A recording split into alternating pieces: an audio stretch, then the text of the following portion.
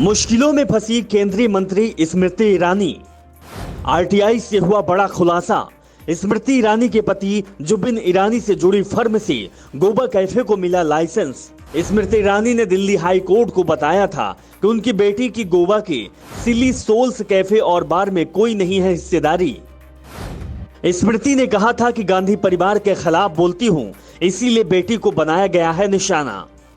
कोई कुछ भी कहे, कुछ भी बोले, कितना भी शोर मचा ले, चाहे कितनी भी सफाई क्यों ना दे, लेकिन सच एक दिन सामने आ ही जाता है। आरटीआई के जरिए हुए खुलासे के बाद से केंद्रीय मंत्री स्मृति ईरानी और गोवा स्थित सिली सोल्स कैफे एंड बार भी सुर्खियों में है। हाल ही में ये नाम चर्चा का विषय बना हुआ है।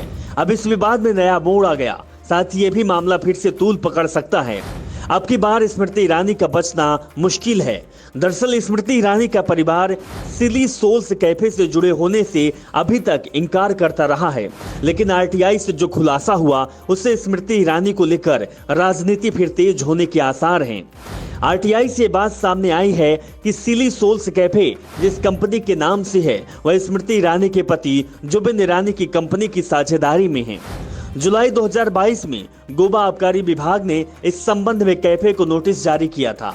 उसके बाद सोशल मीडिया पोस्ट के जरिए बात सामने आई थी कि सिली सोल्स कैफे में स्मृति ईरानी की बेटी जोइश ईरानी की हिस्सेदारी है।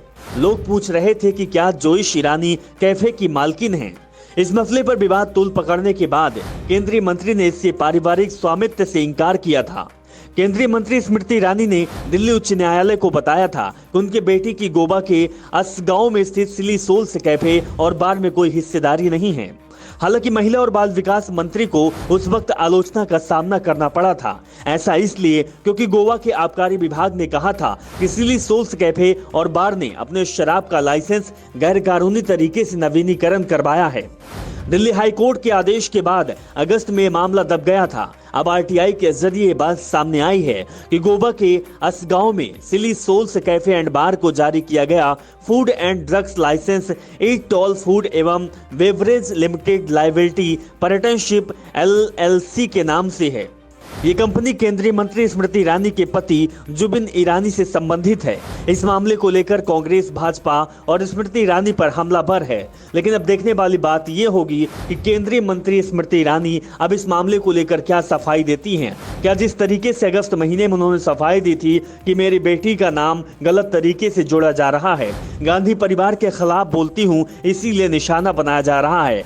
अब की बार जो स्मृति ईरानी के सामने मुसीबत खड़ी है उससे कैसे पार कर पाएंगी स्मृति ईरानी, ये देखना बेहद ही दिलचस्प होगा।